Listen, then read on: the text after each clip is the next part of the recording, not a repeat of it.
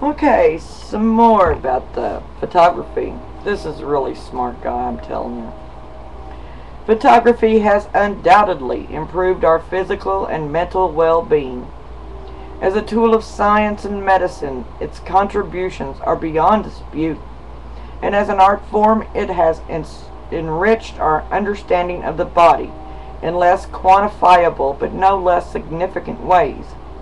Not only have photographs convinced us of the profound aesthetic pleasures to be gained from contemplation of the body, they have also forced us to confront the darker sides of our natures, the fears and irrationalities that may drive us ultimately to deprive and abuse the bodies of others. Photographers of war and its horrific aftermath are among those who have not been afraid to hold a mirror to these negative forces. Show me Tussi's image of a Hiroshima victim's hideous scar is a reminder of the 20th century's appetite for killing on a grand scale. Every living person looking at this image must realize that she, he too, in the atomic age, is, in Paul Victoriolio's words, a human negative waiting to be processed. There is no doubt that we are better informed about the human consequences of wars, famines, and all natural and man-made catastrophes as a result of ubiquitous photographic imagery. Although, as Walter Benjamin suggests, rather than sensitizing us, it may have been one of the forces contributing to quite the opposite effect, leaving us passive and demoralized. We often look away when confronted with imagery of the sick, the deformed, the dead, and dying. But in the 19th century, there was a brisk trade in such photographs of the other, the circus freak, the bearded lady, Siamese twins, and so forth, were popular subjects to be collected and traded. To the extent that we worry about exploitation of bodies which do not conform to the norm or suffer from some affliction, our reticence is humane. But to the extent that we refuse to confront the human condition, it is pathological. A number of contemporary photographers have taken up the subject of death and disease in order to force such a confrontation. And oh yes, that always must be done sooner or later.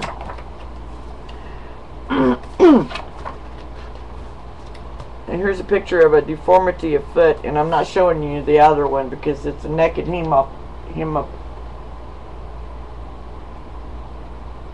hermaphrodite. I thought this picture of the foot was rather strange. What if your foot was deformed like that? It would be really hard to walk around. I never hear anything about hermaphrodites anymore. That's a man-woman person.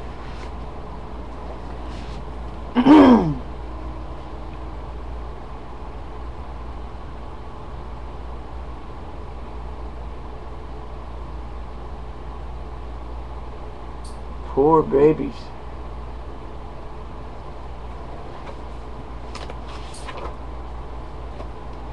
Little tiny lady. Oh.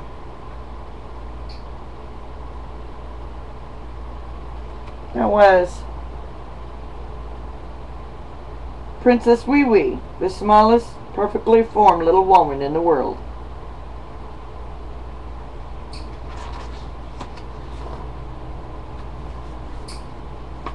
I'm not going to stick very many of these pictures up there naked, but yeah, there's some very strange looking scantily clothed pictures too as well.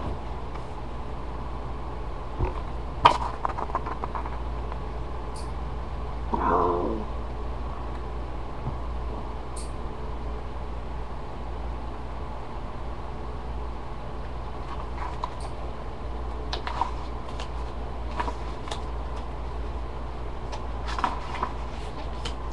And this picture here, this is in Rome. In Rome, Italy. This is attributed to the Idolatry brothers. It's the cemetery of the Cappuccini, Rome, 1870. What is the Catholic land doing with all these skulls in here? Why? Personally, it looks wicked to me. What do you think?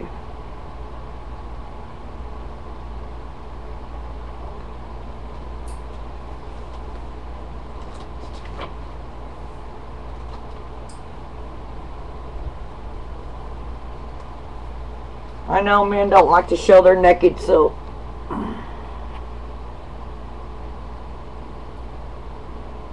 this poor lady, she was had a hardship with her body.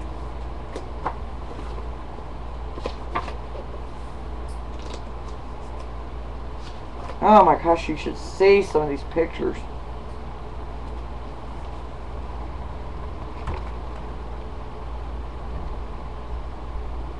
The back of a man's head.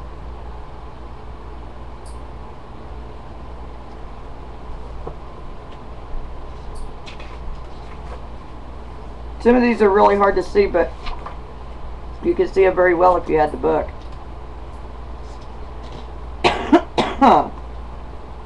And here's twins. They're stuck together.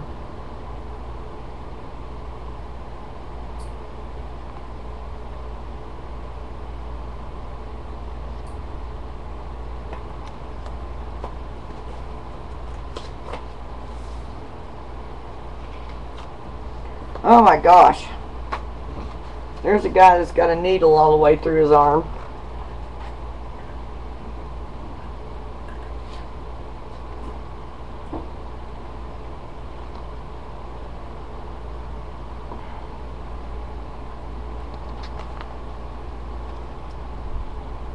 He's got tattoos all over his body. I think there's some people that have more than that now. I think I've seen some pictures on the internet about them.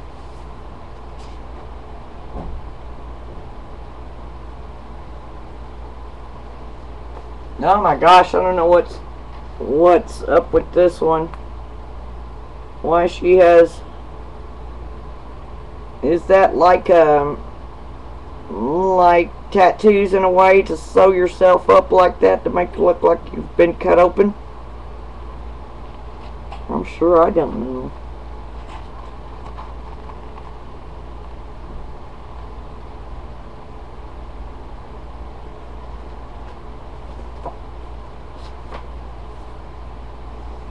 And you know, they have babies and stuff in jars, but I don't hear any of the pro-lifers talking bad about it.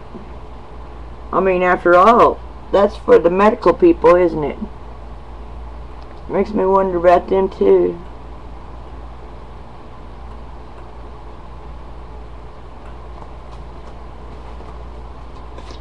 Oh, this is just the start of it. And then there's a chapter called Idols. Our culture holds the body beautiful in great esteem. Models, we call the templates of physical perfection, which gaze at us seductively from all sides. These are the true idols of our age, representing beauty, vitality, health, youth, even freedom. Should this celebration of bodily ideals be seen as a welcome shift from the repression of physicality that has characterized so many periods in the past, or is the picture in fact far less rosy? Today, the cult of physical perfection often leads to obsession and neurosis. The rising incidence of the eating disorders, anorexia and bulimia, and the increasingly widespread recourse to cosmetic surgery as a means of enhancing beauty and cheating the aging process suggests a dark side to the quest for bodily perfection.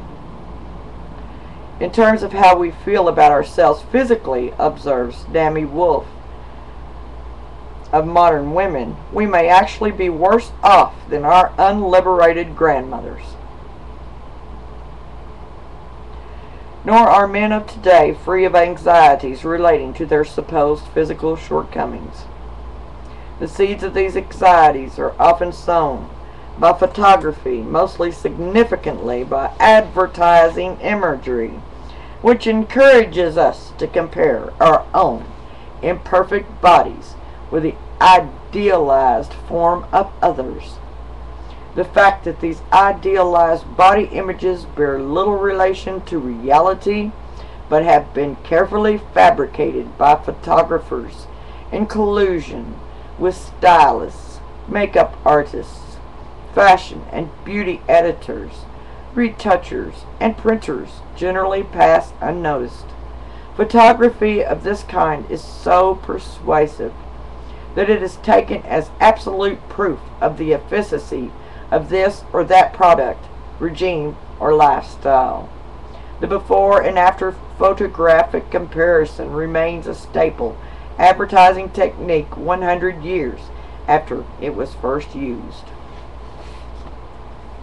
And could you imagine? Now, she was in an old bathing suit, but boy, I bet those men thought she was really sexy.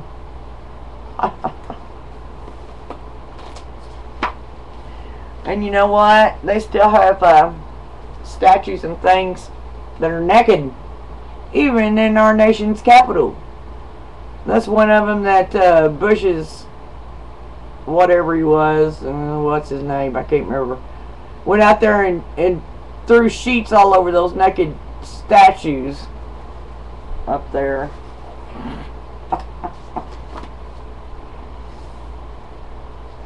Oh, there's a naked man. I know men don't like to be seen naked by nobody, so. But oh, here, they had pictures to impress women with. Wow.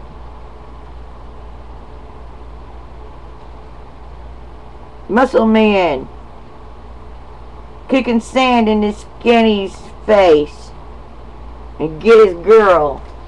I remember those commercials and magazines, do you? So they could teach men for money how to be muscular. Mighty man. Oh yeah. Oh, here's one. Oh, he's sexy.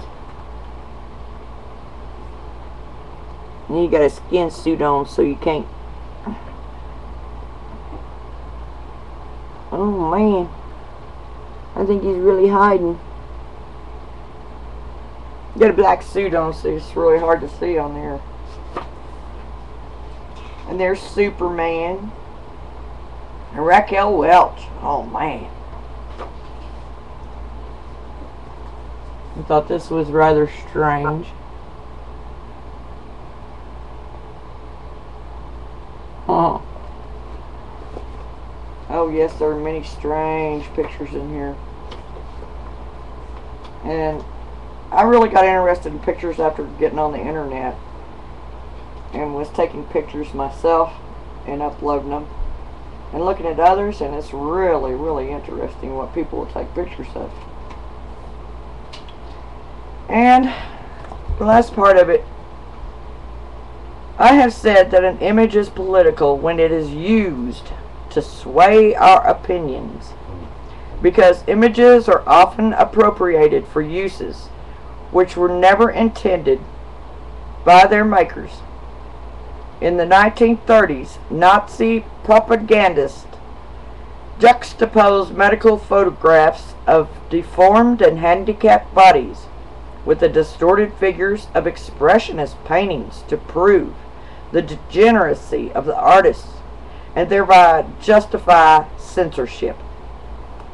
In our own time, pro-life demonstrators hold up a medical photograph of a fetus in the womb to attack what they see as the inhuman practice of abortion, while a clothing manufacturer appropriates an image of a man dying of AIDS for an advertisement, Where politics are concerned, context is all. Let me see. They're using us for propaganda, our bodies for propaganda, for politics, and vanity means it's not just all, but it's money. That would be one of Mammon's little idols, wouldn't it?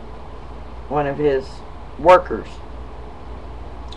Certain contemporary photographers and artists have taken on the task of examining, exposing, and subverting these political, economic, and technological ideologies, while others have focused on pathologies which lie closer to the surface of the body politic, on prejudice, exploitation, and willful ignorance.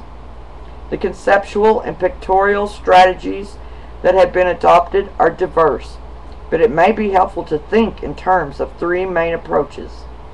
First, there is a so-called straight photography, meaning that the photographer documents a given situation.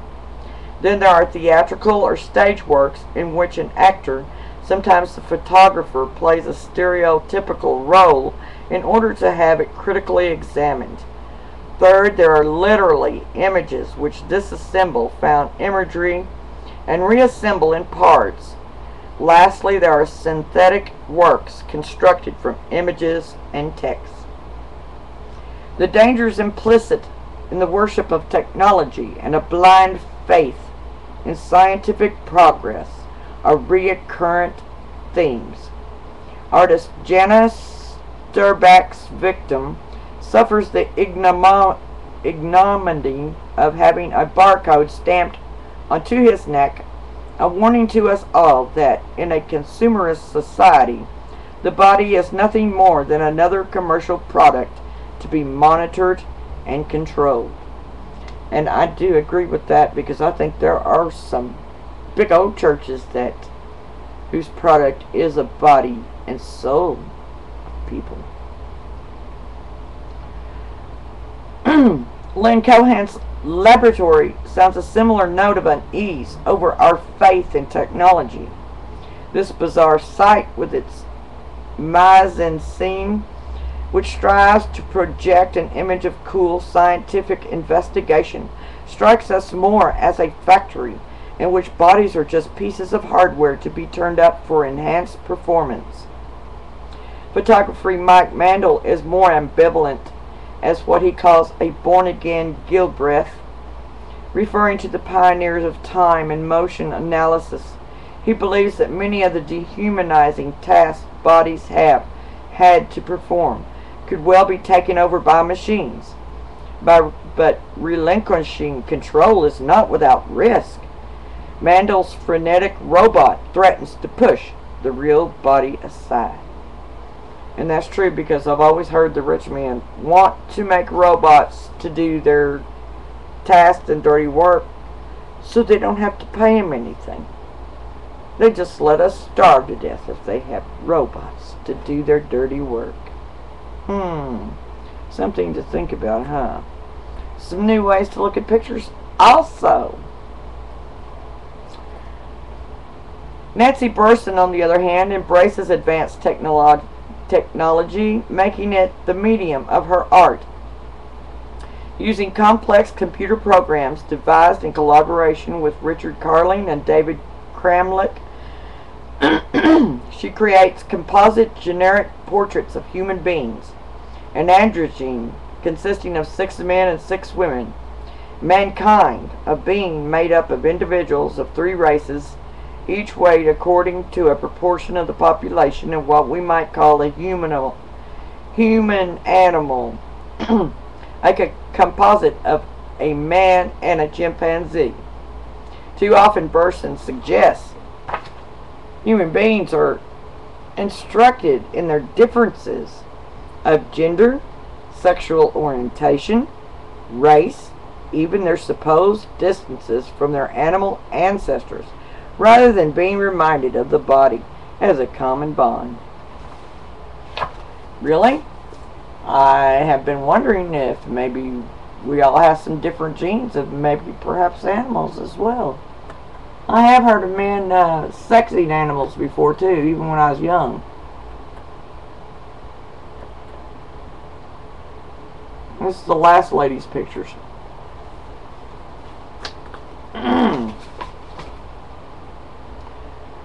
A similar sentiment is expressed in Michelle Branford's pierced hermaphrodite.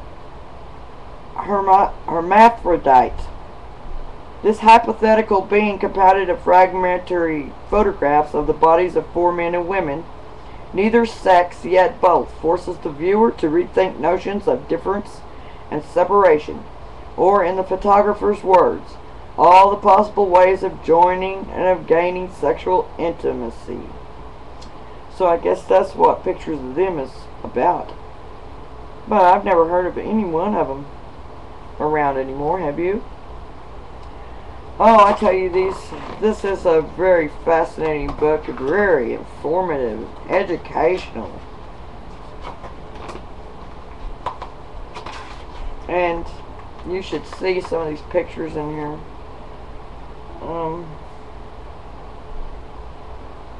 Here's a forbidden actor picture.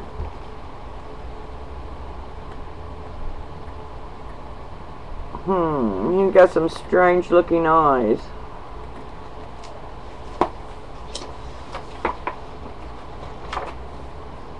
Oh yes. You could probably find this at a library or one of the bookstores if you want to buy one to keep it, because it's really fascinating. In fact, it could be a conversation piece to put on your coffee table at home when you have company. Actually, I would think so, if I had that going. Okay, and here's the pretty picture of the lady on the front of the book they used as its main picture. Alright, y'all have a great night or day wherever you are. And hey, let's throw some more pictures up there to look at and study on what they're trying to teach us with the pictures today on commercials and advertisements. Night. Later.